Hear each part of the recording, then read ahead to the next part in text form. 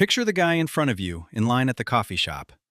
He orders the $4 latte, and somewhere in the back of his head, a little voice goes, if you invested this instead, you'd be a millionaire someday. That voice isn't his. That voice was installed. For about 25 years now, this has been the most repeated piece of money advice on the planet. Skip the coffee. Skip the latte. That little cup is the reason you're not rich. It's on every finance channel. Your uncle says it, some guy in a podcast said it to me once with a straight face. And here's the thing. It's a lie. Not a little white lie, a load-bearing one. Because while you were feeling guilty about a $4 coffee, the thing draining you was sitting in your driveway the whole time. Let me show you the math, because once you see it, you can't unsee it. So where did this even come from? One guy, a financial author named David Bach.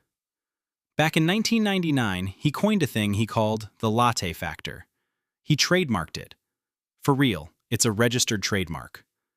And the pitch was simple.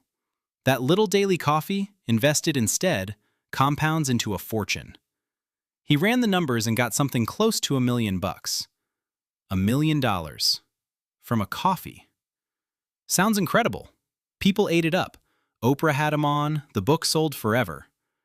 There's just one problem. To get to that million, you have to assume your money grows at about 10–11% a year, every year, for 40 years. No bad years, no wobbles. That's not the real world. The honest long-term number, after inflation, is more like 7. And when you plug in the real number, that million shrinks by hundreds of thousands of dollars. It gets better. A writer named Helene Olin went and poked at his own calculator, and Bach's own math tool wouldn't spit out the number he was famous for. His own machine disagreed with him. But here's the part nobody says out loud. Bach was never talking about coffee. The latte was just a stand-in. His actual point was, automate your savings, pay yourself first. Which is fine, that's decent advice, but that's not what survived. What survived was the guilt, the finger wag, the idea that your specific little treat is the crack in the dam. And that version? That one's garbage. Let me prove it. Let's be generous. Let's say you're a serious coffee person. $5 a day, every single day, no days off. That's about $1,800 a year. Real money. I'm not going to insult you and say it's nothing. But now let's talk about what the average American household spends in a year. Because the government tracks this, and the number is around 78 grand a year, all in. So your big scary coffee habit, even the extreme version, it's about 1.5% of your spending. 1.5%. You could quit coffee forever, cold turkey, and you'd move the needle on your budget by about that much. That's the ballgame everyone's been screaming about. That's the emergency. Meanwhile, let's go look at the stuff nobody's yelling about, because that's where the money went. Start with the big one. The biggest bite out of every paycheck in America is housing. A full third of everything you spend. $1 in 3, before you've eaten, before you've driven anywhere, before a single coffee. Rent alone jumped about 36% in 5 years. That's the quiet one. That's the one that moves your life. But housing, at least, you kind of need. You have to live somewhere. So let me show you the one that's optional. The one people sign up for with a smile. The one that is the most expensive decision most people will ever make. The car. Here's the number, and I want you to sit with it. The average new car payment in America right now is about $770 a month. That's over 9 grand a year. Just the payment. Before gas. Before insurance, which is running another couple hundred a month. Before the oil changes and the brake jobs and the one tire that always finds a nail. So let's do the comparison everyone's been avoiding. The coffee, maybe $1,800 a year at the extreme. The car payment, $9,200 a year, average. You could skip every single coffee for an entire year, and it wouldn't cover 4 months of the car payment. 4 months. That's the whole trick. That's the entire magic act. They got you staring at the $4 cup so you wouldn't look at the $40,000 thing in the driveway. And it gets worse, because I haven't told you the wild part yet. 1 in 5 people buying a new car right now signed up for a payment over $1,000 a month. That's not a typo. 20%. $1,000 a month. Or more. And to make that monster fit into a budget, people are stretching the loans out to 7 years. 7 years of payments. On a thing that starts losing value the second you drive it off the lot. A new car can shed up to 60% of its value while you're still paying it off. Think about what that is. You're making a $1,000 payment every month for 7 years on something that's worth less every single day you own it. That is the opposite of a latte.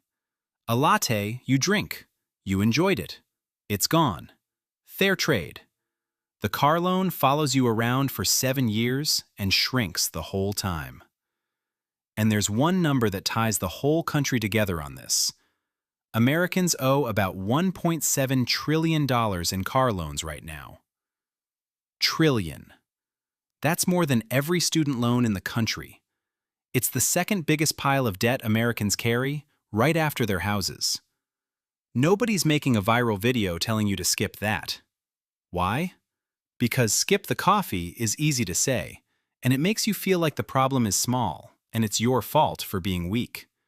And maybe don't finance a $40,000 SUV for 7 years makes people mad. It's uncomfortable. It's the real thing. So the whole culture just agreed to yell about coffee instead. And the car isn't even the only one hiding in plain sight. There's a second one, and this one's sneaky, because it's dressed up as the exact same thing they told you to quit. Food. Not groceries. Eating out. Ordering in. The stuff that shows up at your door in a little insulated bag. Here's how far this has gone. Out of every dollar Americans spend on food now, about 39 cents of it goes to a restaurant or a delivery app. Not the grocery store, the restaurant. Almost 40 cents on the dollar, eating food somebody else made. And delivery? Food delivery spending is up over 900% since the late 90s. 900%. That's not a typo either. Now think about how that money leaves your account. It doesn't feel like spending. It's $20 here, $22 there, a little tip, a little service fee, a little, I don't feel like cooking. Each one feels like a latte. Small, harmless, forgettable. That's the trap. That's the whole trick again. It's the same coffee cup magic act, just with a different cup. The coffee scolds picked the one tiny expense that's easy to feel guilty about, and they let the giant ones ride. The car, the rent, the 40 cents on every food dollar slipping out through your phone. Now look, I'm not here to tell you what to drive. I said it in the video about the guy on your street with the beat-up Camry, and I'll say it again. The richest people are usually driving the most boring car on the block, and they sleep great. And I'm the last person who's going to take your coffee. Buy the coffee. Enjoy the coffee. The coffee was never the problem. So here's the real move, and it's the same move every time on this channel. Spend on the 2 or 3 things that touch your day. Coffee, if that's your thing. Great, go nuts. And then get ruthless about the big stuff. Almost mean about it. The house. The car most of all. The $40 a week you're feeding to a delivery app without blinking. Because one good decision on the thing in your driveway is worth more than a lifetime of skipped lattes. It's not close. It was never close. They spent 25 years pointing at your coffee cup. The whole time, the real money was parked outside. If this made you look at your car payment a little differently than your coffee, do me a favor and hit that like button. It helps the channel. See you in the next one.